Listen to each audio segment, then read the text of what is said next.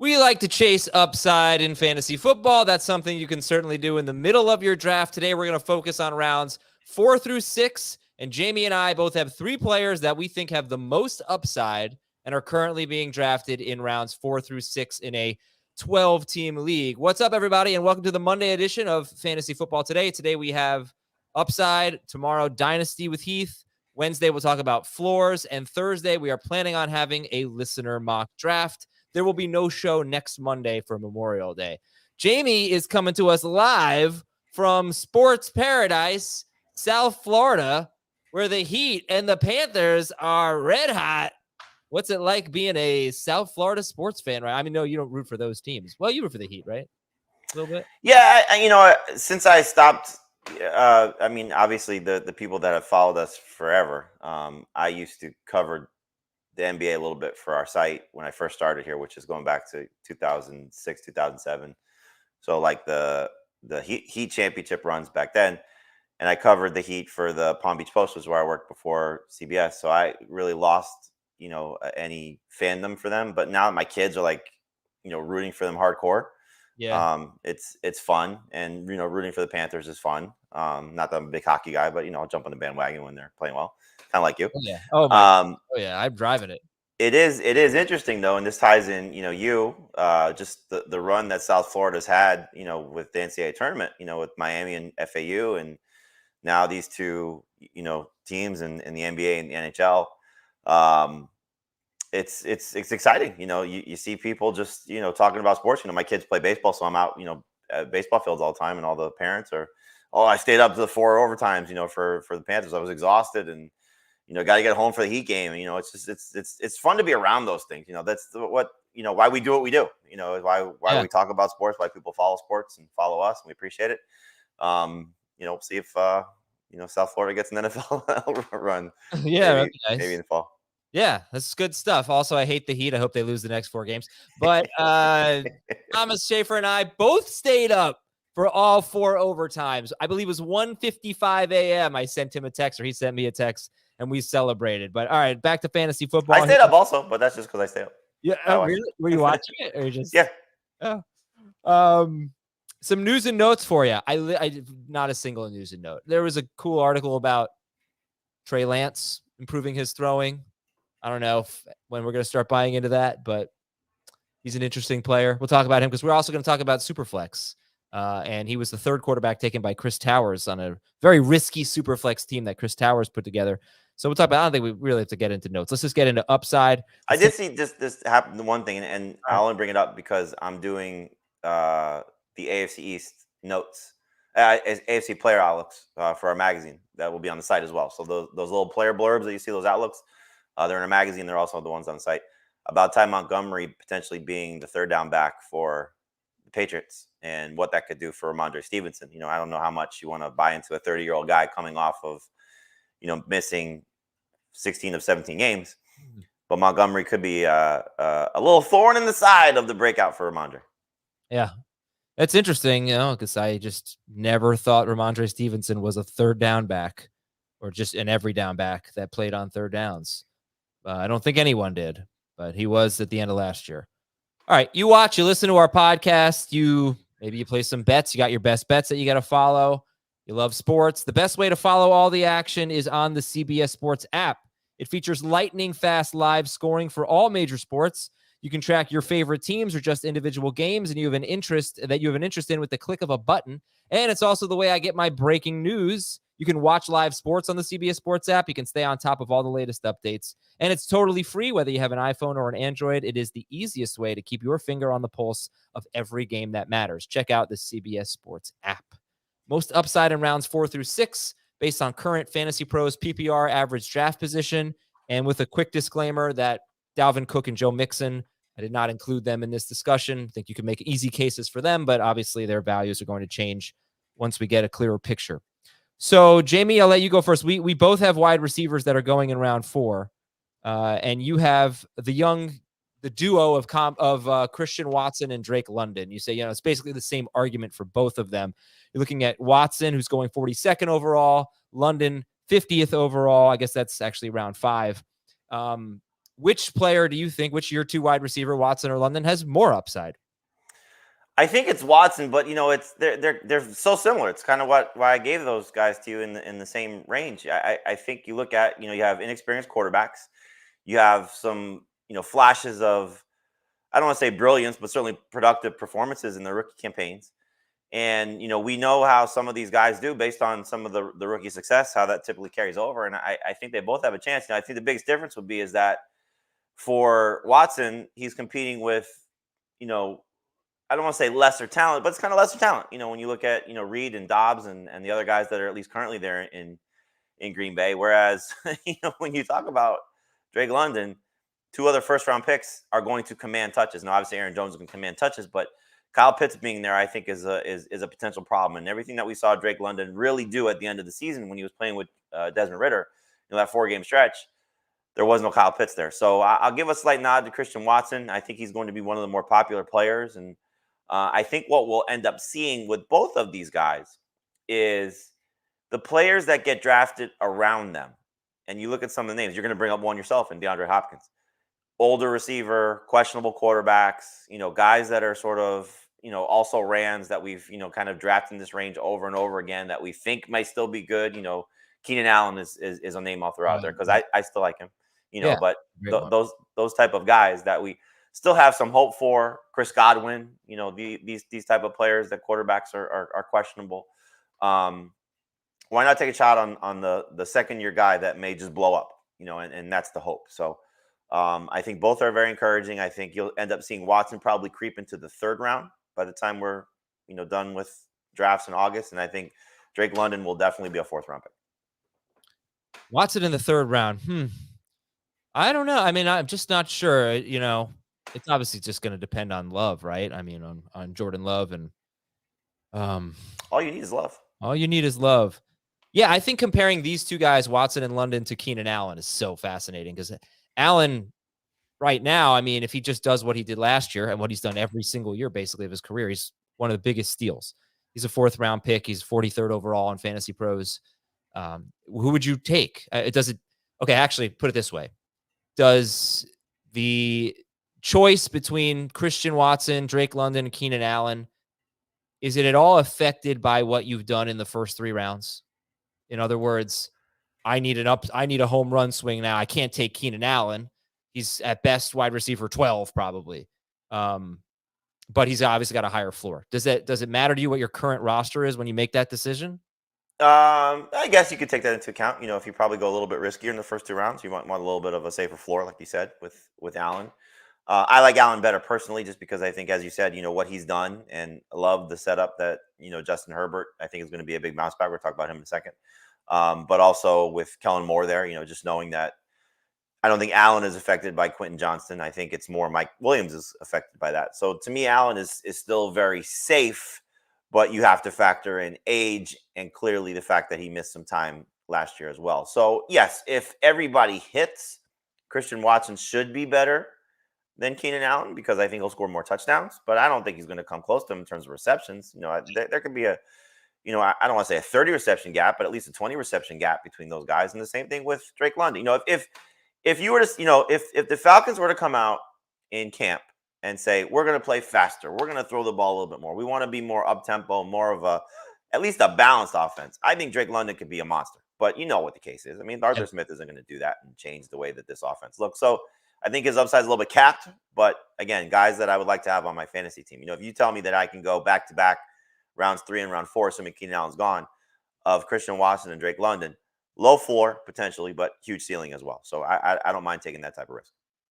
Boy, I do. I think in rounds 3 and 4, if you told me rounds 4 and 5, which is their current ADP, I could get much more on board. Well, yes, I think you would prefer that. But I guess what I'm getting at is that if you want to take Christian Watson, I really think we're going to see him climb into round 3. I just think that by the time we get to when all these drafts are happening, probably the quarterbacks may change that. So maybe, take that into account when they get all pushed up into the first couple of rounds, first 3 rounds. So maybe that pushes them into round 4 in terms of ADP. But I think when you start to see receiver heavy drafts, Christian Watson's going to be in that mix of the 3rd round guys. Yeah, first of all, I want to read a comment here from our chat from Aldwin. If the stream finishes and nobody's internet cuts out, I will make 17 new YouTube accounts and like and subscribe to a month's worth of videos. So That'd be great. I think you're in good shape today. I think we'll be able to pull it up. Just kidding. I'm good. I'm good. I'm good. Yeah, sorry. You want to go to let's go to Hopkins here because he's obviously in this range too. He's my guy. So you said Watson and London are guys you're highlighting for upside. Like Hopkins, there's just no argument against his upside. Last year he was wide receiver 9 per game, and that was with 3 touchdowns in 9 games. That was with Colt McCoy and Trace McSorley, I think, throwing 1 or 0 touchdowns. They were horrible. And he's been on pace. DeAndre Hopkins has been on pace for 170 or more targets in 5 of his last 6 seasons. He's finished top 10 per game in PPR in 6 of his last 8 seasons. The 2 exceptions were the Osweiler year and 2021, where he just didn't get that many targets. But it's not a difficult argument to make on DeAndre Hopkins. He's going 41st overall. He's going after Calvin Ridley and Amari Cooper, ahead of Christian Watson and Keenan Allen. But, look, it's simply if he doesn't get super old and if he can stay healthy, then he obviously has huge upside here. So I have a hard time passing on Hopkins, who still is performing like one of the true alpha receivers in the NFL, for Watson or London, when I think there's downside with all of them. And Hopkins is still Hopkins. Like, he's still incredible. So as of now, Jamie, it goes sort of against my fantasy philosophy of skewing young. I'm still taking Hopkins over those 2 guys. Like, I certainly could see that changing, but you probably are not. Well, I continue to get a little bit more pessimistic about Hopkins. And I don't think your argument is wrong, but I do think that there is not necessarily a foolproof argument for his upside, because I know you like to reference this, and you started your plea for Hopkins this way about saying that he still performed at a high level with Trace McSorley and Colt McCoy. That was with a different coach. And Cliff Kingsbury's gone now, and the system is going to change. And I think they're going to be a little slower. I think there's going to be less passing. I think there's going to be maybe a potentially terrible team here. And if he stays in Arizona, this is obviously the case. So you either have trusting a new system, new coach, new everything for him with Colt McCoy and Trace McSorley, or Colt McCoy and whatever else they decide to do there, or trusting him with an injured Kyler Murray, who may not be the same. Now, yes, he should still dominate targets in this offense, but we may see a little bit of a shift because, again, it's different things in place. And for me, when it comes to this, and this is the difference between him and Keenan Allen, Allen has same quarterback, healthy, and I think upgraded system. I think this might be a downgraded system for DeAndre Hopkins. We don't know, but I'm just speculating, with a new coach that, going from an offensive-minded guy to a defensive-minded guy, and a first-time, full year play caller. For me, this is like, I'd rather get out a year before as opposed to buying in still, so Dynasty, I'd be selling, if somebody's willing to buy. Now, clearly, if he goes to a Kansas City, a Buffalo, teams that he would like to, end up with, a team that could still throw the ball with a competent quarterback that's healthy, I would be perfectly fine with Hopkins still at this age, but I don't necessarily want to trust him in the spots that I have to draft him. I like that he's fallen. I think he was in that potential 3rd round conversation. Round 4, I'd be willing to buy at this point still. Round 5, I would love it. But, you tell me I have to get on him in round 3, like Dave in one of our drafts, and again, very early. But I know Dave drafted him at the 2-3 turn. And that to me is just not anything I want a part of. So would you rather have Watson and London? I would, at this point, take Watson. I don't know if I'm at the point yet where I would take London, but I may get there very soon. Okay. Let's talk about a quarterback here that you're highlighting. 53rd overall, it's Justin Herbert. In the same range, Trevor Lawrence you can get. Who has more upside, Justin Herbert or Trevor Lawrence? I would take Herbert with his upside, but I would not be surprised if Lawrence is better just based on, what we saw last year. I think we kind of forget just how great Justin Herbert was. I know we don't necessarily talk about it as much as maybe we should, but the injuries that he was dealing with last year, the ribs, it seemed like he was just banged up all across the board. You had Mike Williams and Keenan Allen in and out of the lineup, and now you have a coordinator upgrade. The offensive line was really banged up as well. That's I think a big part of this also. And they added a weapon, and a potentially pretty significant one, while really not losing anything, at least, as of now. Austin Eckler's still on the team, Gerald Everett's still on the team. So this is I think a situation where if everybody's healthy and Johnson is only the third receiver. I mean, think about the potential. Josh Palmer now goes to the fourth receiver, or however that works. 3 and 4. This was a 5,000-yard passer. This was a guy that ran for over 300 yards. He had a couple of rushing touchdowns on top of it, and those all disappeared last year. So give him 300 yards rushing, give him the opportunity to bounce back to a 5,000-yard passer. And in 2021, he threw for 38 touchdowns, and it dropped down to 25. So let's just say that splits the difference. He's 33 touchdowns. That's a pretty, or 30, 31, 32 touchdowns, whatever the difference is. That's a pretty significant guy right there that you're getting at a great discount. When you're talking about, he was the second quarterback in a lot of people's minds last year behind Josh Allen. People were drafting him ahead of Patrick Mahomes. And so everything just seems to be hopefully aligning for one of the better bounce back candidates. And I do think he could be special, so getting him at a discounted price this year is pretty encouraging. Did you mention Rashawn Slater? I said the offensive line was banged up, yes. Okay, yeah, that's a big deal. There's just too compelling of a case, to not recognize the upside of Justin Herbert, who just a year ago, or I guess 2 seasons ago, was the number 3 quarterback in fantasy. All right, let's take a break. When we come back, some players a little bit deeper here. Yeah, I mean, I guess it's not rocket science to say that DeAndre Hopkins has a lot of upside and Justin Herbert, but still, I mean, great value on Herbert, round 5.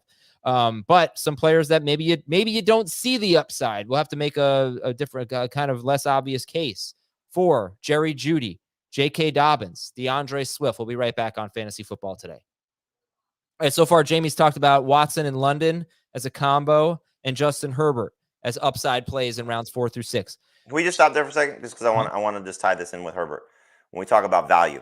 So just looking at the ADP that you referenced, the Fantasy Pros ADP, Jalen Hurts is the 18th player off the board. Mahomes is 19th. Josh Allen is 20th.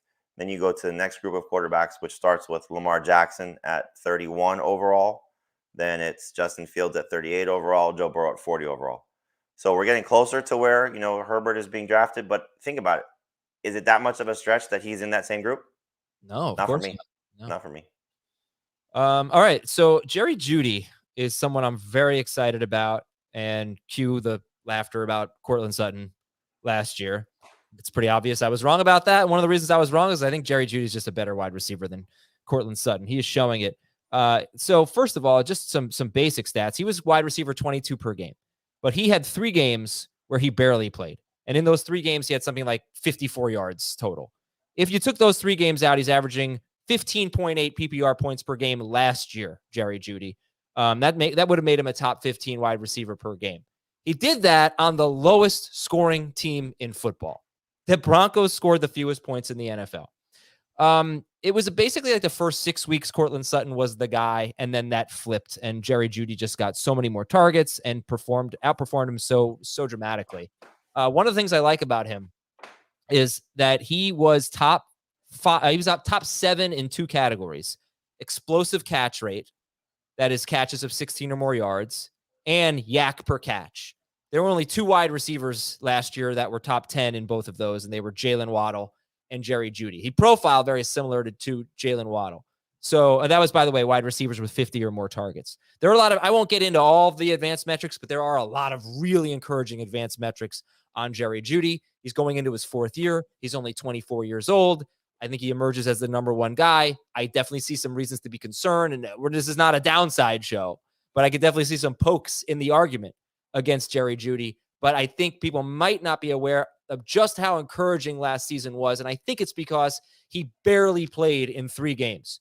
So his stats for 15 games, and he missed 2 games too. His stats for 15 games aren't amazing, but if you put his stats on 12 games, you start talking about a really damn good season that he had last year. And I expect much better things from the Broncos, who made 2 of the biggest investments in offensive linemen this offseason, by the way. They added 2 high-priced offensive linemen, McGlinchey and Turner. So a lot going in the right direction for Jerry Jeudy, and it would not surprise me if he had a massive breakout and finally lived up to the potential, and you can get him around 5-ish. He's 48th overall. Thoughts? I don't necessarily disagree. I think the one thing that you'd be a little bit concerned about is there are potentially a lot of mouths to feed in this offense. And I know we talked about that at this time last year, but then Tim Patrick got hurt, and really KJ Hamler wasn't a factor. So if we said this following the draft, I think we kind of all expect Marvin Mims to be a better version of KJ Hamler in that role. and if Patrick is back. And so now you're talking about maybe Greg Dulcich takes a step forward as a second-year tight end. Cortland Sutton's still there. He's still a very good player. I think as a complimentary receiver. I don't know if he's ever going to get back to his pre-ACL form, which I think was what we were hoping for last year. I know you were very excited about that. So was I. You're also asking Russell Wilson to, support a receiver to break out of this offense. And that might be a little bit tough to trust. But I think just at the price, it's hard to overlook what he has to offer. And I think it's encouraging by some of the things that came out, following what may have been their version of leaking it to try and trade these guys, see what they can get in return. But, Sean Payton saying how he loves these guys. He loves Jerry Jeudy. He loves Cortland Sutton. Now, again, they may not have gotten the value in return of any trade offers, but can he step out from the group and be, you hear me say this a lot, be the lead singer with the backup groups behind him? Yeah. So, Sutton, Patrick, Dulcich, Mims, Hamler, the running backs out of the backfield. We certainly have seen Sean Payton feature a receiver. I mean, he had one of the greatest seasons ever for a receiver with Michael Thomas. And it was as a guy that could play inside and outside, mostly on the inside. And I think Jerry Jeudy can profile as an inside receiver for Russell Wilson. So, I like it. He's one of these guys. I probably should have put him in the show when we did trouble ranking, because I struggle with how high he should go. And I'm looking at my rankings right now. I have DJ Moore 21 and Jeudy at 25. And I don't like that. I'm going to flip those two. I'm going to put Jeudy inside my top 24 because I think he belongs there. And DJ Moore scares me by the minute, just in Justin Fields' offense. I think he'll be fine, but I just think that Jeudy has a higher ceiling. So I would take the young receivers personally still over him, of Watson and London. But I think Jeudy is right there with those guys. Yeah, I made a mistake. I said McGlinchey and Turner. And thank you to Don pointing out they signed Ben Powers. Billy Turner was a tackle for them last year, signed with the Jets as a potential swing tackle, but they did high-priced additions. These guys are probably better run blockers than they are pass blockers, but they're certainly going to add to the offensive line. So it's, makes your argument very sound. And then final thing on Jeudy, over the last 5 seasons, I mentioned that he was top 7 in both explosive catch rate and yards after catch per reception.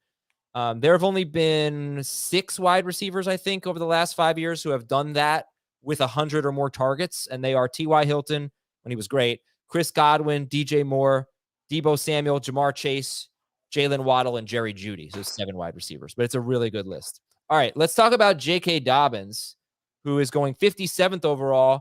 Interesting choice here, because I, of course, would say, does he really have a lot of upside when he hasn't been a pass catcher? Maybe you think that's going to go up. But I think of like Nick Chubb, who's been one of the best running backs in football, and he's never, what's the highest he's finished? Maybe RB8 per game in PPR. So it was an interesting choice of Dobbins. I mean, I could see great value, but we're talking about just most upside here. Do you see that kind of, I don't know, first round upside from Dobbins if everything hits right? What do you think? I just think that this offense is going to be much better. And that's, again, to what you said about no-brainer when you talk about, Hopkins' upside and Herbert's upside. Obviously, the Baltimore offense is going to be better because they struggled last year. Lamar Jackson missed a good portion of the season. They have added, significant pieces to the receiving core, whatever you think about Beckham and Flowers, but they're, I think, upgrades over what they have, plus Bateman coming back. But I think you look at the coordinator change, and I think Todd Monken is going to matter here for the running backs. This is a system that has not necessarily allowed running backs to catch passes. And I think that Dobbins, even if he becomes a 30-catch guy, gets to the level of what we've seen from Derrick Henry the last couple of seasons when he was more involved in the passing game, that only makes this type of player that much better. Yes, he certainly profiles more as a Henry, Chubb, non-pass catching type of guy, because that's what he's been. But I think he's shown the ability to do that. He showed in the playoffs. He had a 4-catch game in the wild card loss to the Bengals. So I do think that he has the ability to challenge to be one of the league leaders in rushing yards if they feature him to that extent. We'll find out what the touchdowns come, with the running quarterback and Lamar Jackson, what he takes away from that. But we've seen this is an offense that, Lamar Jackson threw to Mark Ingram once upon a time in his MVP season. He had 5 touchdowns that year, receiving touchdowns that season. Mm-hmm. So that's something that can, not something you want to, hope for 5 receiving touchdowns, but, if he has a 10-catch boost, maybe, or 20-catch boost, maybe, gets again into that 30-catch range and can run for 1,200 yards and maybe score 10 touchdowns, he's going to obliterate this ADP. So does he have first-round upside? A lot would probably have to happen. Does he have second-round upside? I think so. When you start to look at the running backs there, it would not surprise me if he finishes in the range of and Aaron Jones, different how he gets there. Nick Chubb, Derrick Henry, those type of guys. Again, I'm drafting those guys ahead of J.K. Dobbins, but I love him in this range. He's just an easy guy to, if you go receiver, maybe something else in round 3. If he's still sitting there in round 4, please draft him. Does he have more upside than Cam Akers? Oh, yes. Does he have more upside than Isaiah Pacheco? Oh, yes. Right. And those guys go not long after Dobbins. Does he have more upside? Does Dobbins have more upside than the guy I wanted to highlight, DeAndre Swift? In terms of upside, I think if Swift were to play his game and stay healthy, and by his game, just being the type of complete back that he is shown at times, then I would say if Swift plays 17 games in Philadelphia's offense and can somehow get involved in the passing game, then no, I would think Swift should be better. But I would draft Dobbins first because I think he's safer. Yeah, so those guys, Dobbins and Swift right now, you can get them in maybe late round 5 or 6, maybe late round 5, early round 6. So, obviously, I don't know what to make of ADP right now. It is what it is. Your drafts could be so much different, but they're, similarly ranked in full PPR. It's obviously a different equation in non-PPR, maybe even half PPR, but Swift is the guy I wanted to bring up. And I just feel like basically what you just said, the talent of DeAndre Swift plus the situation of Philadelphia. I mean, you consider the fit. DeAndre Swift, one thing he's been really good at in all 3 seasons is yards before contact per carry. He consistently ranks among the NFL leaders. If you look at running backs, I usually do running backs with 100 or more carries. I did 99 or more carries because that's how many carries Swift had last year. But in his 3 seasons, he's always among the leaders in yards before contact per carry. Guess what Philadelphia is among the best at? If you just look at their running back carries, forget about Jalen Hurts. They had the 3rd best yards before contact per carry, even better than Detroit.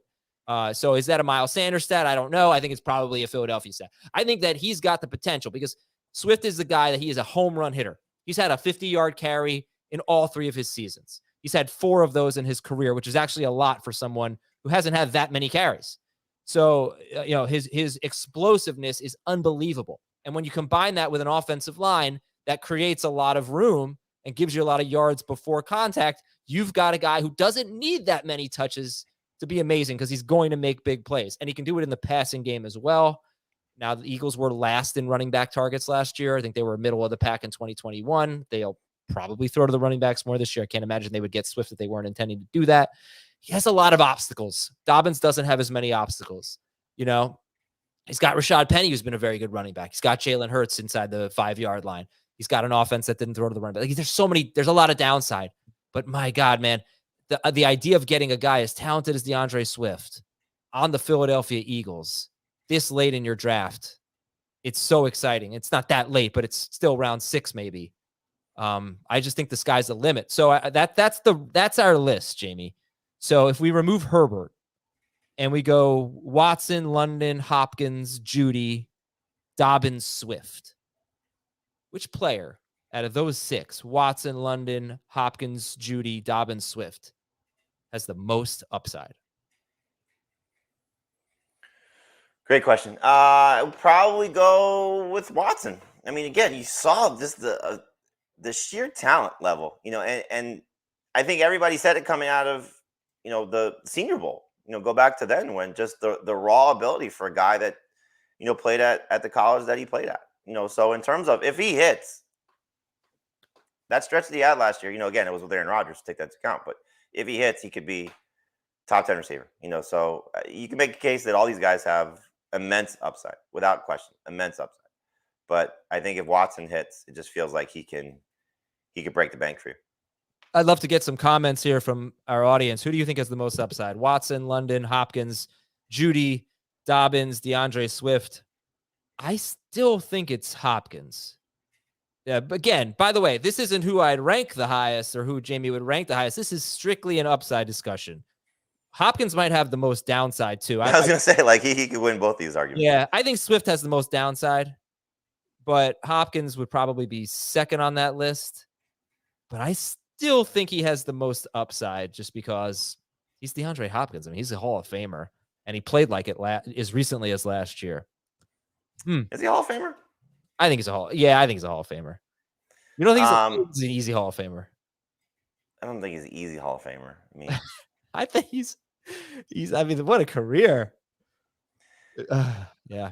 I mean, yeah, it's receivers are always so tricky. I think I just want to go back to Swift for a second. So I hope we get 13 plus games of DeAndre Swift. And I think it's going to be a slow build for him because I'm going to guess the Eagles are going to be a little careful with him, knowing that there's the injury situation and they have bodies. You mentioned the obstacles. I think Penny will get one of those surprising starts to the season, and then they work Swift in kind of slowly along with him. Because I think they'd rather see Swift take off as opposed to maybe Penny take off, just a gut feeling. But I think we'll see, Kenneth Gainwell, we'll see Boston Scott, we'll see them use all those guys early in the season. Then if Swift just starts to do the things that he's capable of doing, how do you keep him off the field? And then you have the contract situation at play. Maybe we get the Josh Jacobs, Saquon Barkley. I'm going to play a full season because miraculously I have money on the line. You know how that just seems to work, for whatever reason. Yeah. But yeah, there's a lot to like about DeAndre Swift at this price tag. If DeAndre Hopkins has 1,000 yards this year, he will pass Antonio Brown for 24th on the all-time yardage list. So if he gets like that he can't go that much higher. Like I don't see him getting higher than 23rd overall. He'd need a 1,400-yard season to get to 22, which is Art Monk. 23 overall is Brandon Marshall. Antonio Brown is 24. Right now, Hopkins is 36th in receiving yards. 1,000-yard season for him this year. He'll be 24th. Is that Hall of Famer? I mean, when you look at the names on the list, Brandon Marshall is eligible soon. I don't think he's going to make the Hall of Fame. Art Monk, Irving Fryer, Jason Witten, Steve Largent, Andre Reed, Torrey Holt, Julio Jones. Probably a lot of Hall of Famers on there. Anquan Bolden's not Anquan Bolden, yeah, he's eligible. He's not a Hall of Famer. No. Who's the better receiver? He's not an easy Hall of Famer. He's not. No, he's borderline. In the for sure, but he's not. You put him in. I did. I'm taking him out. I'm putting a group vote on it for Hopkins. All right, we'll take a break. When we come back, we'll talk Superflex and read your emails at fantasyfootball@cbsi.com. Also, come on. We got some people in the chat here. Haven't gotten a lot of answers. Who has the most upside? I got an answer what is Swizzles? Is that Swift? I would assume so. Dobbins. And that's it. Two people. That's it. All right. We'll be right back. And we're back to finish up our Monday episode of Fantasy Football Today. Looking at the Superflex mock draft we did. Really, it was May and was our first Superflex of the year? It was our first following the draft. Oh, okay. It was certainly we've done some dynasty Superflexes. I don't remember how many non-dynasty, but 4 of the first 5 picks were quarterbacks. This was PPR, start 3 receivers, 2 running backs, a flex, tight end, and the Superflex. 4 of the first 5 picks were quarterbacks. Justin Jefferson went 3rd overall. 9 quarterbacks went in the first round, including Anthony Richardson to Schaefer, who we'll have to ask him about that, 11th overall. What else can I tell you? The 3 non-quarterbacks in the first round were Justin Jefferson 3rd, Christian McCaffrey 6th, and Jamar Chase 7th. The manager who picked 3rd, you can take a look at the spreadsheet if you're watching on youtube.com/fantasyfootballtoday. Barone Berkson. He ended up with Tua Tagovailoa in round 2 and Derek Carr in round 4. So he went Jefferson, Tua, Lamb, and Carr. What was that? What did I miss there, Shaver? You just made a change to it said Jamar Jefferson was his pick at 3rd overall. Well done. You changed that to Justin Jefferson. That was good. Yeah, what do you think about that start? Jefferson 3rd instead of Josh Allen. So it went Mahomes, Hurts, then Jefferson. Jefferson, Tua, Lamb, Carr. And his running backs are Najee Harris and Khalil Herbert, A.J. Dillon. What did he do in round 3? I can't see it on the CeeDee Lamb.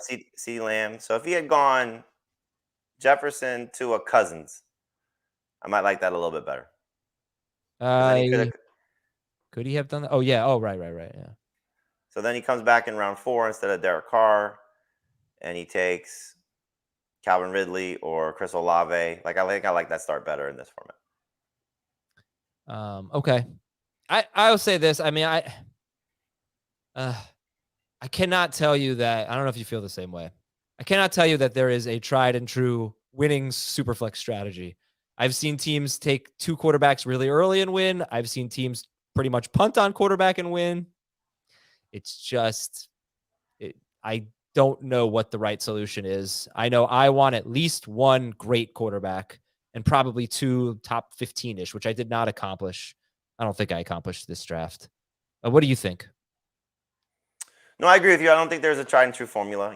The thing that we've seen about quarterbacks is there's typically a guy that comes from the non-top 12 and has a great season. Then there's always a guy that has a 5 or 6 week plus stretch that has solid performances, like last year, for example, Geno Smith, those type of guys. So it's clearly better if you have great quarterback play and then you just, hit on some of these, quality players. But I know there was one year where Heath won our Superflex league, and he likes to, I think, follow the strategy almost all the time, which he somewhat did here.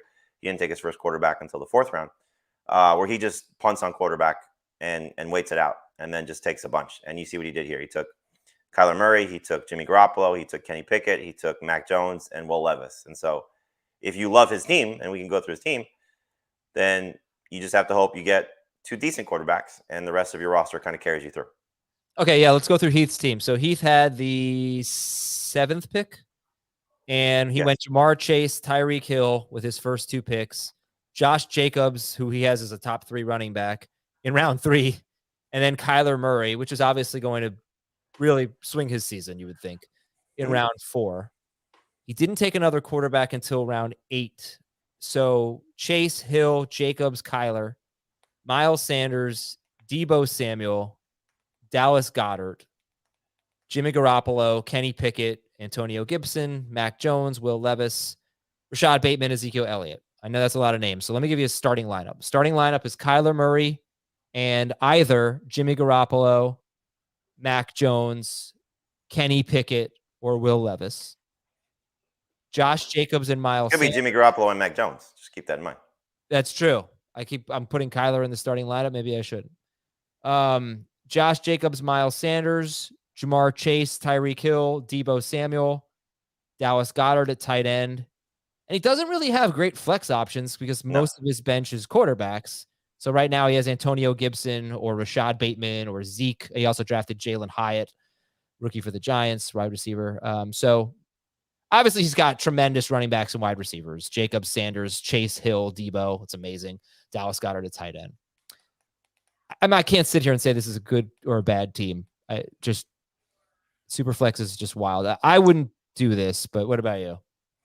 I don't know if I would have probably waited as long as he did to take a second quarterback, and I probably would have preferred to have Jimmy Garoppolo as my 3rd quarterback, and the potential starter. So, again, to look at what he could have done, maybe instead of Goddard taking a quarterback there, or instead of maybe Deebo Samuel, a quarterback there, not that there were great options, but at least, you take a shot at somebody that could help you. So I look, he's going to have an advantage on almost everybody at running back and receiver if everybody's healthy. But like you said, he's put himself in a position where the waiver wire is going to be huge for him. Not that it's not for everybody, but which quarterbacks is he dropping?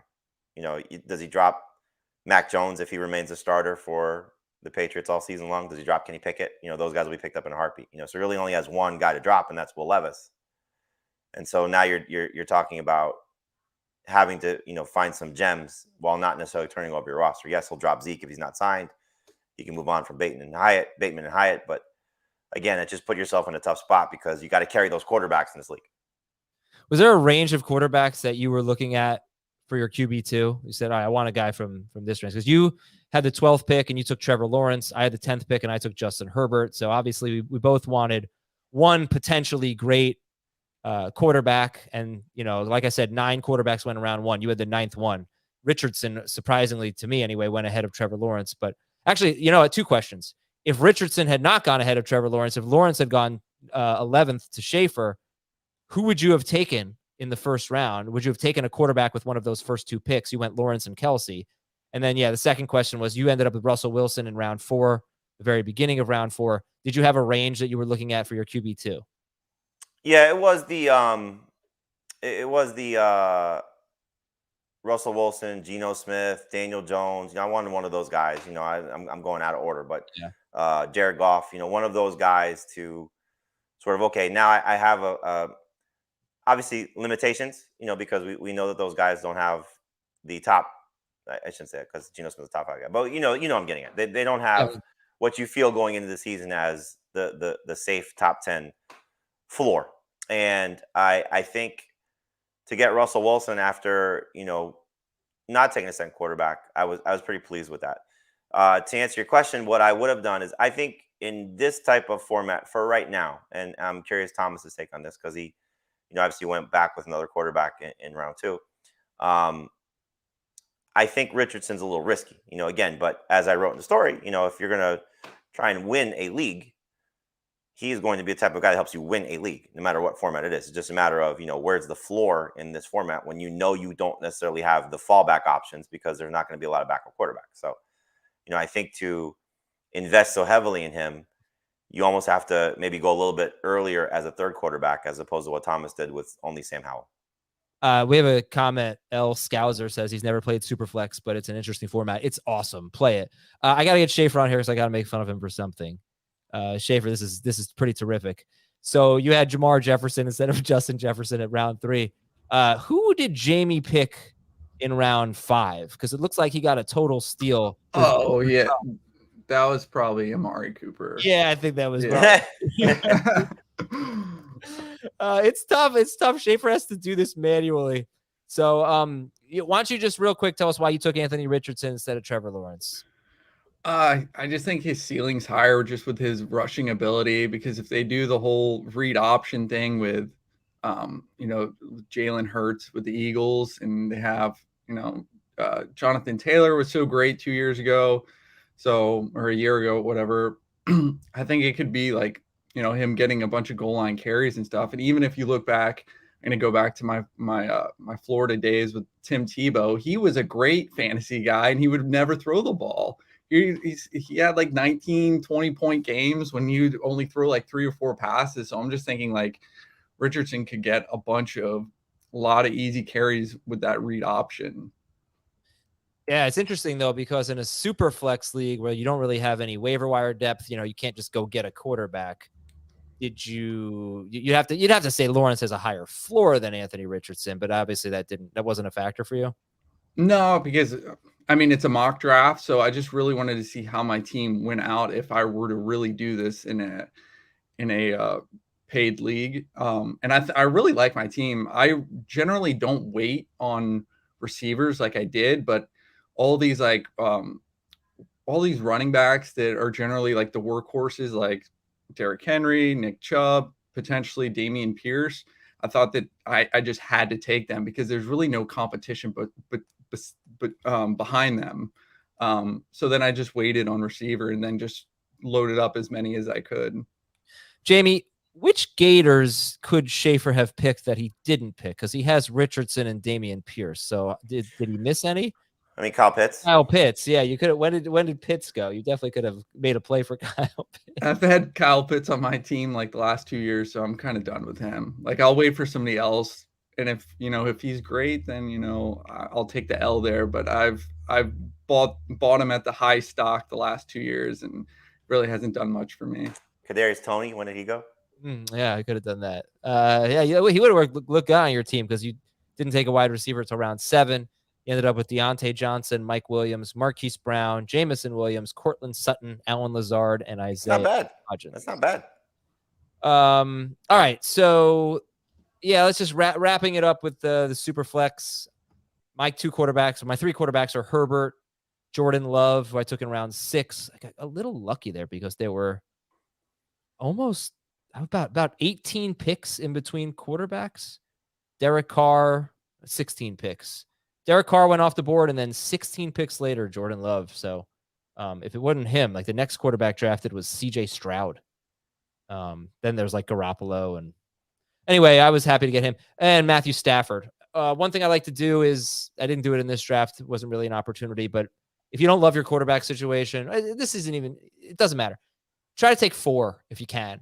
They are incredible capital during the season. As soon as 1 or 2 quarterbacks get hurt, if you have a reliable one on your bench, you can turn that quarterback into a much better player at a different position than what would have been available to you in the draft at that time. Final thought, Jamie? I think Dan's draft is off in the draft board as I'm looking at it. Yes. Who did I he don't think he take? went 3 quarterbacks in a row. No, he didn't take Russell Wilson because you took Russell Wilson. I had Russell Wilson. So Dan in the 3rd round I'll tell you who. took. Schaefer, you can update that. Dan took Garrett Wilson. Garrett Wilson. Yeah. Yes.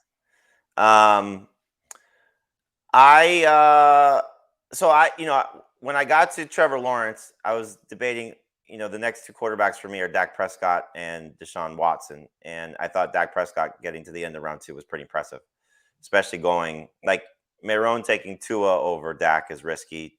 Dan taking Aaron Rodgers over Dak to me is risky. So Dak falling as far as he did, I thought that was incredible value. So for me, what I did was when I took Lawrence, I was like, I don't know if I want to go back-to-back quarterbacks yet.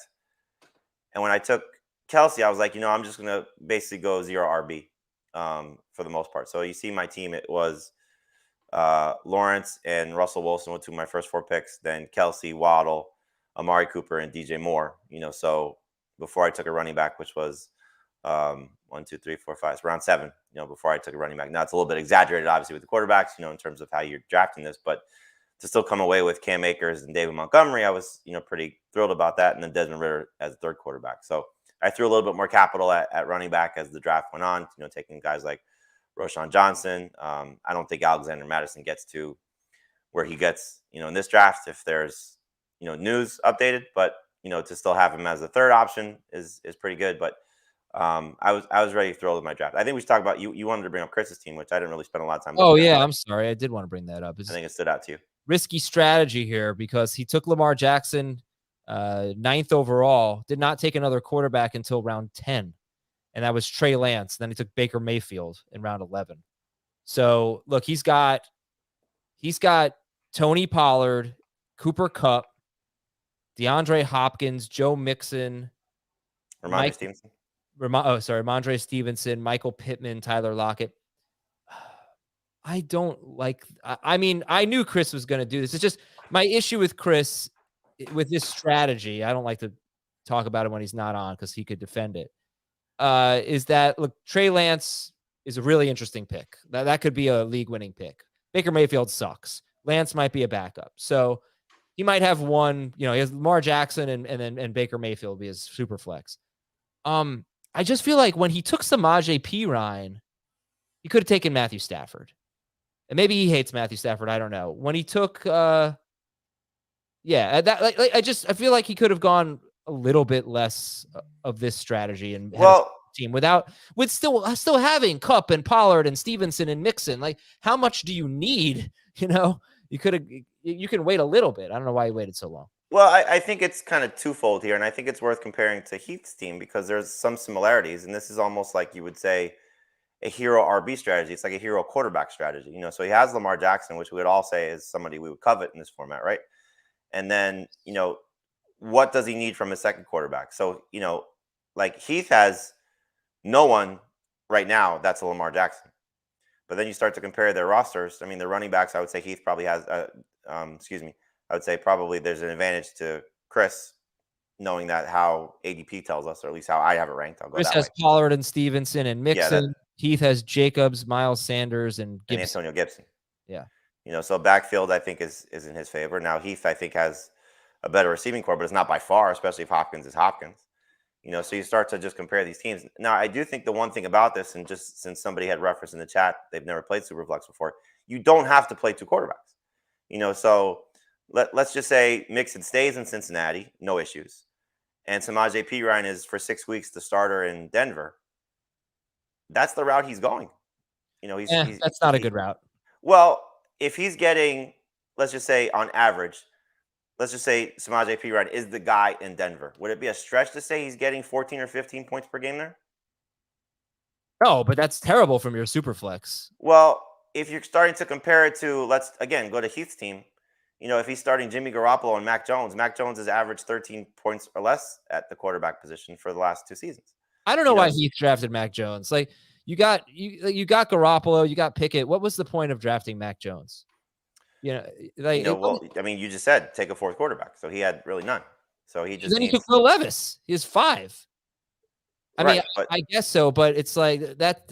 I almost feel like Heath would have been better taking a position player, a non-quarterback. Position player, is this baseball?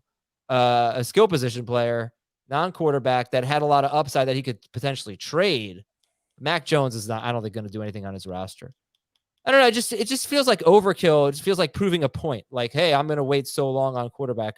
It's fine in a mock draft. I personally wouldn't do it.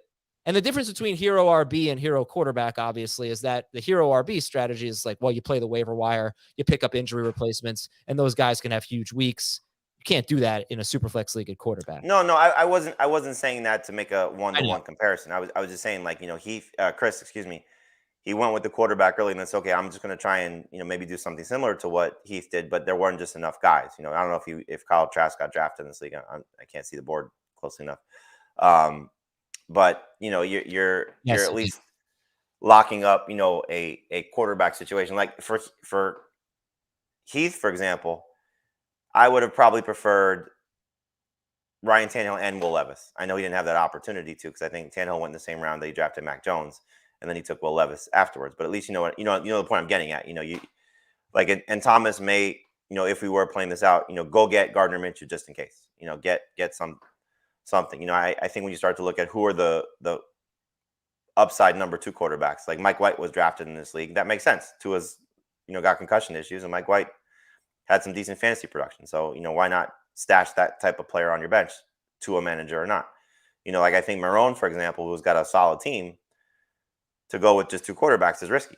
That's just not the right approach when you draft Tua. So, I mean, again, there are so many different scenarios to how this all goes, when you put these type of leagues together. But I think in Chris's, defense, if Mayfield's 16, 17 points, the rest of his roster should be pretty solid if Lamar Jackson is doing what he's doing as your lead quarterback. All right. That's our Superflex draft. Check it out on our website, cbssports.com/fantasy/football. Your email is fantasyfootball@cbsi.com. This one comes from Alex in Waynesboro, Pennsylvania. Dear Chase, William, Kyle, and Alex. We're not going to get that. That is Hendrick Motorsport drivers from NASCAR. Who should I keep? 12-team half PPR league. I can keep as long as I want for a 2-round penalty each year until they reach the 2nd round. So Isaiah Pacheco in the 14th, Brandon Ayuk in the 7th, Dallas Goedert in the 5th, Kadarius Toney in the 8th, Jahan Dotson in the 12th, and Deontay Johnson in the 4th round. I don't know how many he can keep. I'm guessing just 1, but maybe who are your 2 favorites in this format? You lose 2 rounds every year, but you can keep them forever until they reach the 2nd round. I always wonder when we get these questions, when they're not in the order of their draft, is that their preference? Like, here's what I'm thinking. What do you guys think? Right. And like Pacheco is it, because Dotson to me is the slam dunk. He was the one that stood out, but Pacheco's not bad. I mean, if he hits, in round 14, and we're talking half PPR, right? You said so. Yeah. So it changes things a little bit, but I think it's hard to overlook what Dotson could become, especially if you can. Maybe it is Pacheco, Jamie. Maybe you're right. I don't know. Well, I think the thing with Dotson is, if you're talking round 12 this year, and they struggled through Sam Howell, and they, maybe new ownership, new coach, all those things, then they get a quarterback, and you have Dotson round 10, where he could be a steal. Round 8, the year after that, if the quarterback is good, who knows? But yeah, I would probably lean the 2 that stood out to me were Pacheco and Dotson. So if we want to agree on Pacheco to make it easy, I would agree. I'd be fine. Yeah, I think like Pacheco. Yeah. I think Dotson probably has a brighter future, but that's okay. I mean, yeah, those 2 are the best. From Justin, which side do you like better in a PPR league? Saquon Barkley and Cortland Sutton, or Miles Sanders and Jalen Waddle? Oh, Sanders and Waddle. Yeah. I mean, I think you're talking about 2 easy starters without question. Sutton is a questionable starter. And as good as Barkley is, Waddle is not far behind as a player. Fantasy player. And this is from Matt from the canoe capital of Canada. No idea. Dear Daniels, Broyles, Zavala, and Thordak.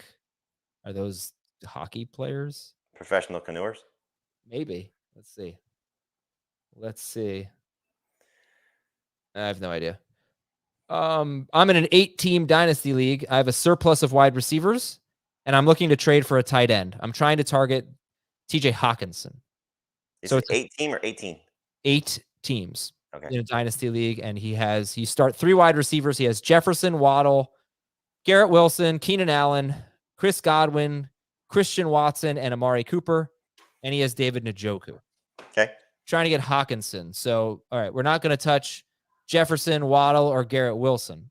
The other or Watson. Okay. The other 3 are Keenan Allen, Chris Godwin, and Amari Cooper, and he has David Njoku.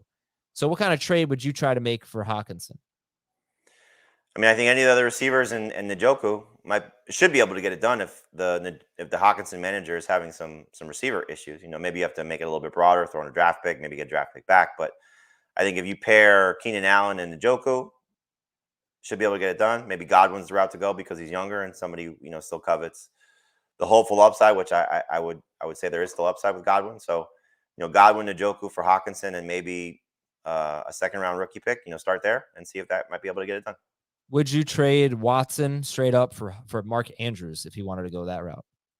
Christian Watson in an 18 league, yes. Because I think you're still getting a premier player in the prime of his career. And so while you might be losing out on what Watson could become, Andrews is as close to a stud at his position as anybody.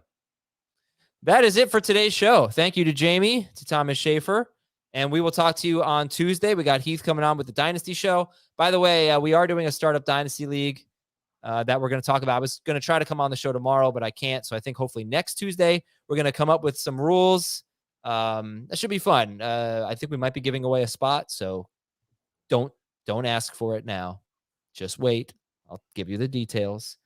And that's it. So Dynasty tomorrow, back on Wednesday. I'll be back with Dave and Heath, I believe, for a low floor discussion. And then Thursday is the live mock draft. All right. Now you know our schedule. Have a great day, everybody.